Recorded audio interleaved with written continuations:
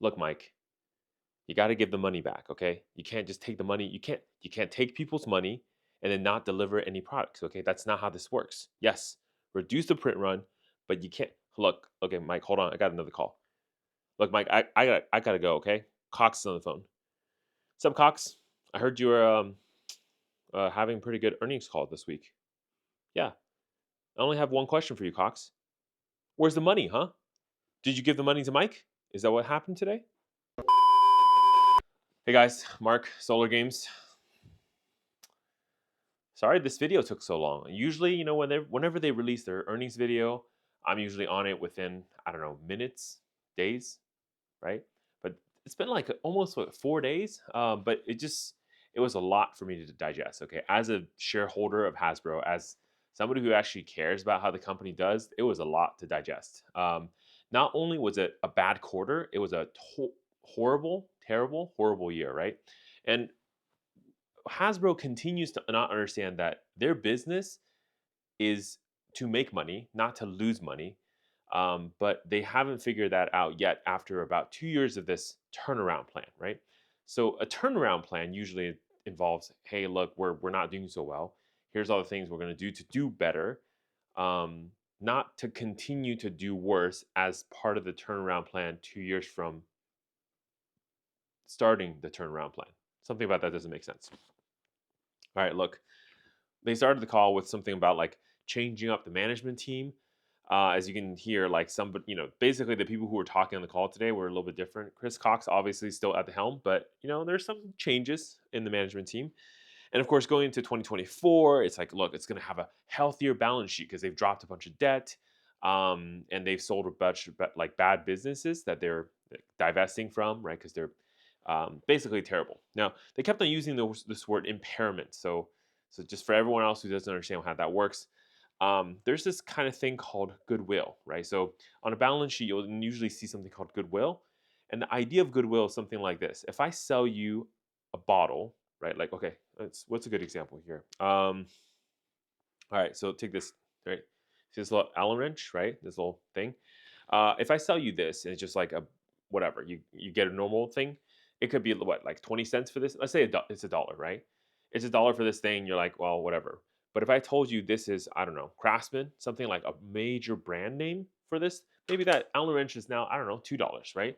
That one extra dollar is something called goodwill. It's essentially this saying like a Allen wrench from Craftsman is worth something because the brand is worth something, right? So this happens with like Coca-Cola, etc. Right? So whenever you buy a company, so if you go out there, you buy a company, you kind of sometimes have to pay something called goodwill. It's an intangible benefit that's part of like the value of that company. So you might be paying more than what the face value is because their brand is strong, etc. Now, an impairment to goodwill would be basically it's a detriment, meaning like we paid, let's say, $1 billion over what we thought was a good market value for this thing because of goodwill. But that goodwill value actually has decreased because the brand has fallen. That's called an impairment, right? So usually they have to report this on a balance sheet. This is like, by the way, like finances get really confusing because like normal people think finance is like this. I have $1 worth of like cars, I have $1 worth of money, and that's it, right? So you have $2. But in reality, a lot of finance is like fluff money. There's a lot of like, oh, this guy's gonna pay me tomorrow, so that's money on my sheet, like balance sheet already. Or things like, oh, the thing I have in my inventory is worth this much in the future. So like you're accounting for futures and whatever, right? Because I don't plan on selling this for 20 years, but when I do sell it, it will be worth this much. So you can start like kind of counting for that now on your balance sheet rather than doing it in 20. But basically, there's a lot of fluff on balance sheets. Impairment, goodwill are another one of those, okay? So the reason I kind of talk about this is because one of the things that they've been kind of saying about like impairment is that there's $1 billion worth of impairment that they have to kind of account for on the balance sheet this year. And what that means is basically they feel like one of the brands, I think it's just mostly centered around E1 and all the other like sub brands that they've kind of divested or exit out of. Well, they're not worth as much as what they were worth before. So it's actually lower than face value. And this is their impairment. Like, hey, we're losing more money because we're selling it for less than what market price would have been because basically it's not worth that much anymore, right? Look, finally, the E1 business has been sold to Lionsgate. I believe the movie side, all the movie film side and TV was sold for around 500 million. But the E1 business as a whole, Entertainment One, was purchased by Hasbro, I think it was like 3 years ago or 4 years ago for $4 billion. So you can kind of imagine what happened here, right? So you buy a company for 4 billion, take on a bunch of debt to do this. By the way, you're not just doing it for with cash, and then you pay interest on this debt, right, over time, and then you sell off the business for like 1/8 of the value to basically one company. I think they sold it in the music business for 100 million or something. So let's give them benefit of the doubt. They sold it for like a little bit less than 1/8 of the value. Um, like 1/7 of the value, let's say. Basically they've lost 7/8 of the value of the company or of that like uh arm of the business by doing this transaction. Okay, and that's if that's not bad enough, right?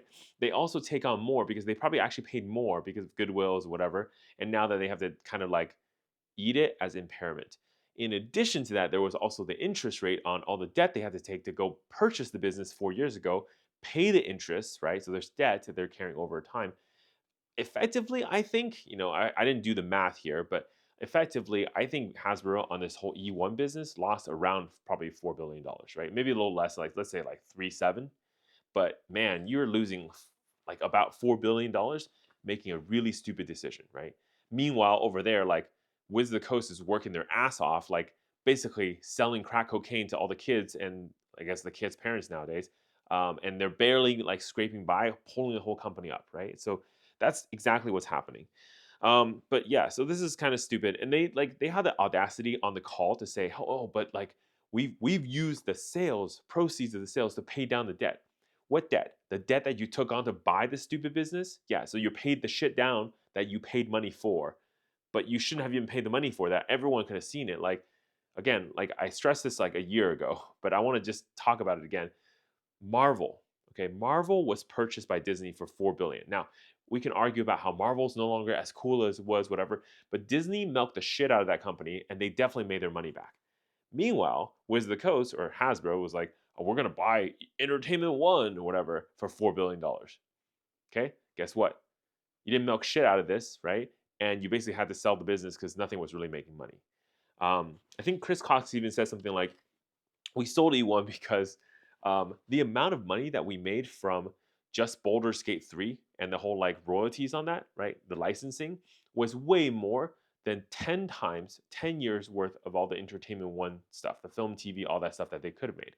So it's insane how much money they were losing on that business versus how much money they're gaining on just making a good product, right? And I say this is really important because product is key. And I so core at the core, I believe this to like to the nth degree. Product is what makes your business successful, especially in this competitive market of like toys. Your toys should just be better. The toy should be innovative and whatever. And then you get into like some stuff like Wizards of the Coast, where you're actually making money. um, Designing more innovative and like fun trading card games should be your number one concern. Not to like market it well, not to like package it well, not to screw people over well. Like that doesn't matter. It should be making the product better, but they're not doing that. So let's talk about Wiz the Coast a little bit here, right? So what did Wiz the Coast do? Wiz the Coast, of course, made money. I think this time around, this quarter, it's the only segment in all of Hasbro's business to actually make profit. They were operating at a 28.4 profit for the quarter and 30.7% profit for the year. So these are the margins, right?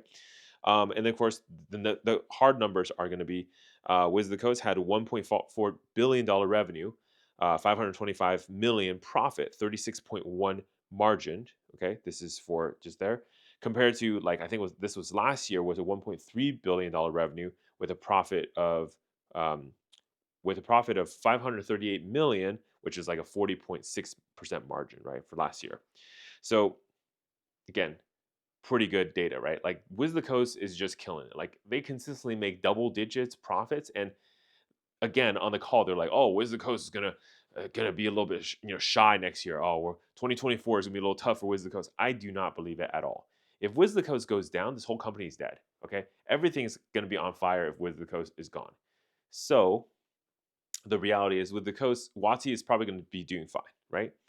And so, how does Hasbro kind of like go fix this problem, go figure this out? So, they talk about this with like operational excellence. And if you've been following along on my earnings call, operational excellence means what? It means firing people. It means like trimming down the team, making it more efficient, right? So, they've gotten like crazy on operational excellence. It looks like Chris Cox is promising 750 million of operational excellence. These are savings by firing people, reducing staff, etc. By the end of year 2025, up from where they were predicting before, which is like 350 million to 400 million before, right?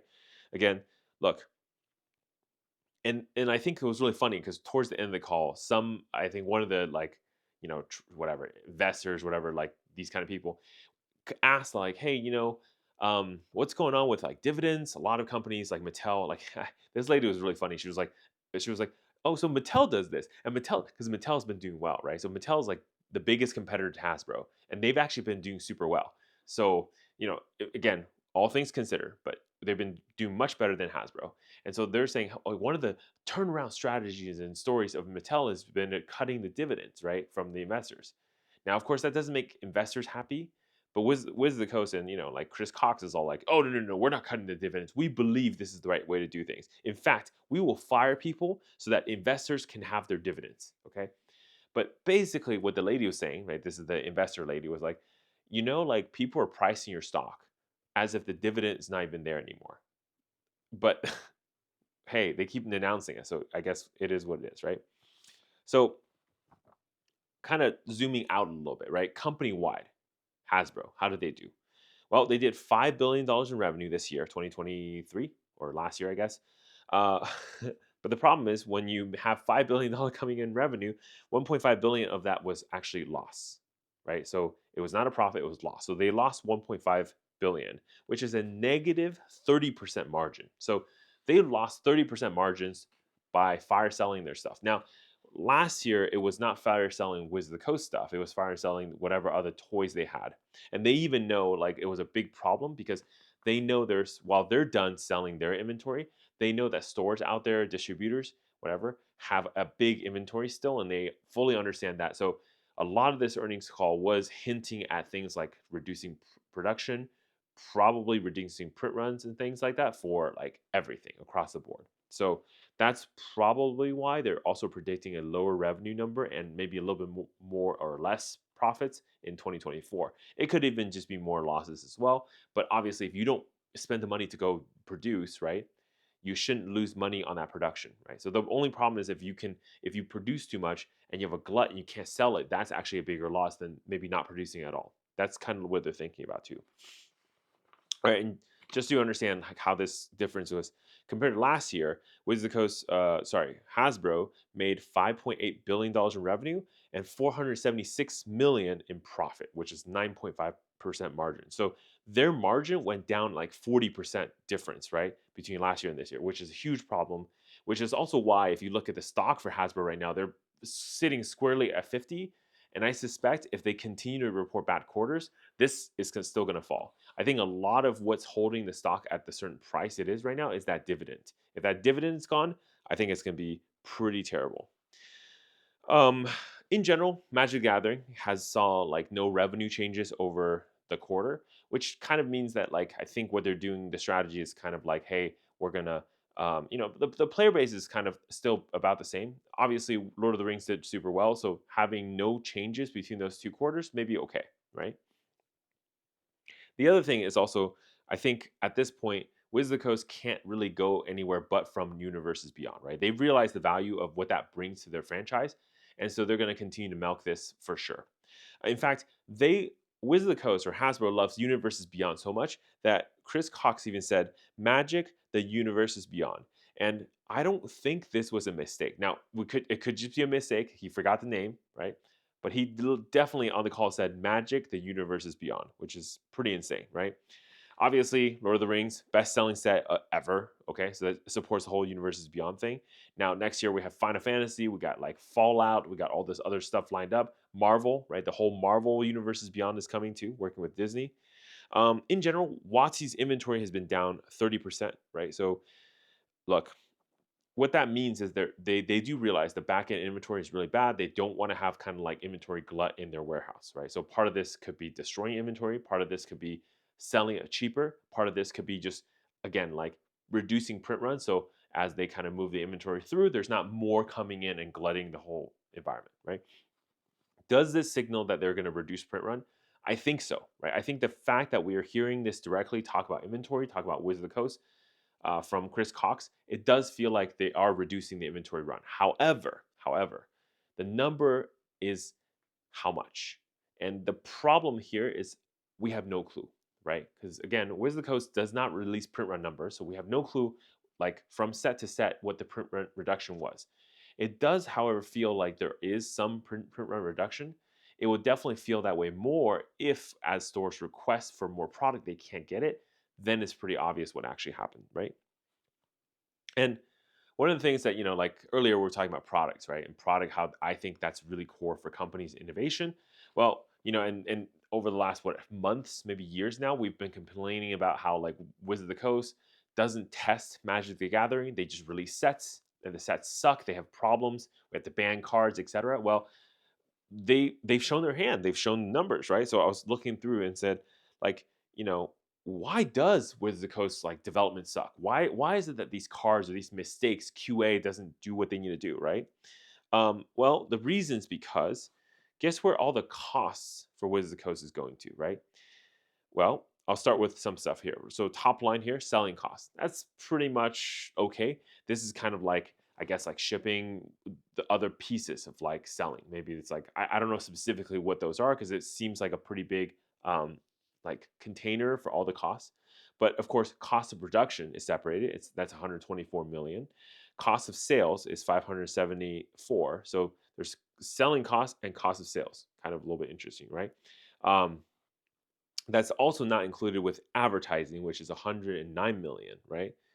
But R&D, right? R&D, product R&D right now is 75 million. So it's actually the lowest category of spend for the actual selling cost of Wizards of the Coast. Pretty crazy, right? Pretty crazy that all of the money is going towards like things like advertising, production, and less of it is going to R&D. In fact, more is spent on producing the cards than it is to made on R&D. That feels a little bit off to me, but maybe that's why like cards suck. Maybe that's why right now like everything is a little bit weird. Like, mistakes get rolled through and they don't care. In fact, I mean, if you think about what Wizard of the Coast and the whole strategy of Hasbro right now has been, is like, hey, take all the stuff that was good, olden days, and just reprint them and reprint the shit out of them. Like, because hey, who cares, right? Redo the things that we've been doing well. Forget making new things. It's all about the old stuff, right? If you think about a Secret Lair, what is that? It's just a reprint of older sets. They literally take cars that were expensive, right? Or that cars that were good, that were basically not never reprinted, and then they reprint it into Secret Lair with new artwork. The artwork doesn't cost them that much money, right? And this is maybe one of the lines for cost of sales, right? Because they have to buy the artwork, but it's not that much money. Whereas majority of the money is going to be made from selling the actual card, right? Once the card is made. That's why Secret Lair is so popular. That's why all this Commander product is so popular. These are all essentially reprint sets for previous things that they've sold before that were worth some value. Yeah. And what they said before, again, this is more for what was the Coast, is that Magic was actually supposed to slow down and D&D is supposed to grow. But we haven't really seen that. It's still basically been Magic pulling the weight for the entire company. D&D does a little bit of this too. Most of D&D is not really a cost center. D&D doesn't cost a lot of money to make. But so even if they don't make a lot of profit, most of the revenue does fall down to profit. So it's kind of nice there. Okay. Um, I personally think Magic still has a lot of room to run. And this is the really crazy part, right? There is so much that's part of this game. And now that Magic is basically saying, or Wizard of the Coast is basically saying, Magic is going to be a gaming system.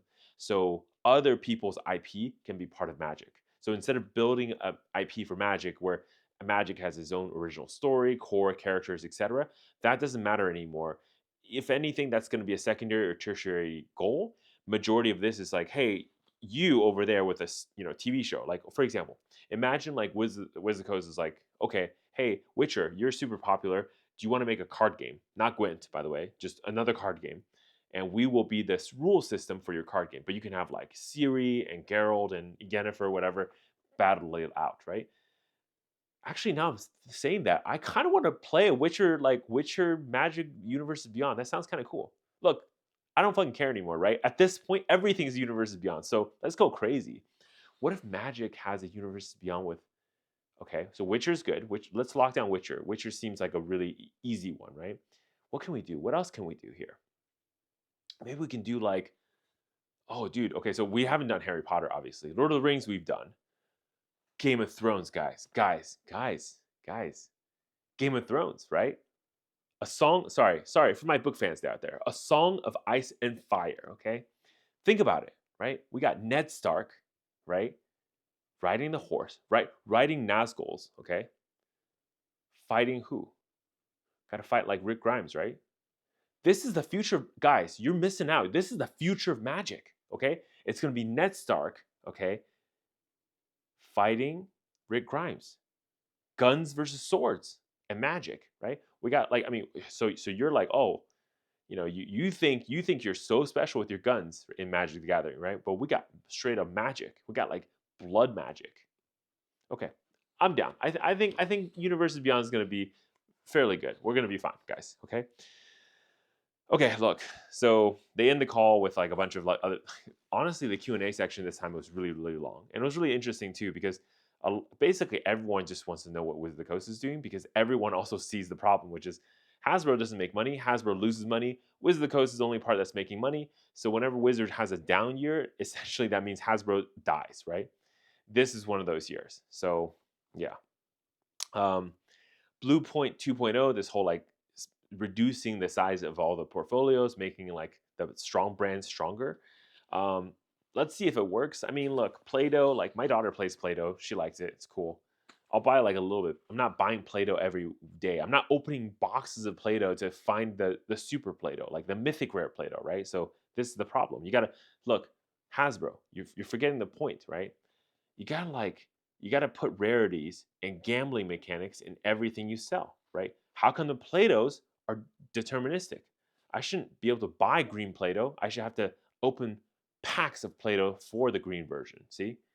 This is where you're missing out, guys. Got to make everything a casino, right? Train the kids early. Okay, get them all in the casino play. They'll be fine. Look, toy business, it just takes a long time to turn around, right? Because I don't know, like there's too much plastic. Okay, so the molding. It's all about the molding, guys. The factory is too complicated. We can't figure it out. Okay, toy business is so hard to figure out. 3 years still can't make money. Don't know what's going on. And every year they keep talking about this thing called right sizing inventory. So I guess right sizing inventory just means, hey, like take the inventory we have and then I don't know, like print 3 times more than what we need, and then realize we have printed way too much, and you dump a third of it into the Amazon dumps, right? Oh, sorry, no, the actual garbage dumps. Yeah, dump a third of them into actual garbage dumps. The second third into Amazon dumps, and the first third, last third, we give it to the users, and then we trick them. So we tell them this box, like this play booster, right? You're getting more, guys. You're getting more for your value. It's way better, but you got to pay us more too, right? And then after they all buy, then we dump it. Then we dump it to Amazon, and then we dump it on the landfills. Strategy, guys. 5,000 IQ, Chris Cox strategy. This is why Hasbro's go down the drain. You got management out there who doesn't understand how to run this company at all. They don't understand why people buy certain things and why they don't buy certain things. They don't understand why they're losing customers.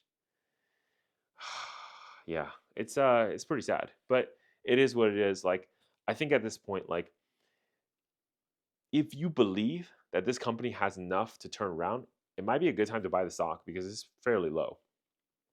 But if you're kind of standing where I am and thinking like, you gotta be a little cautious about Hasbro, I don't know, man.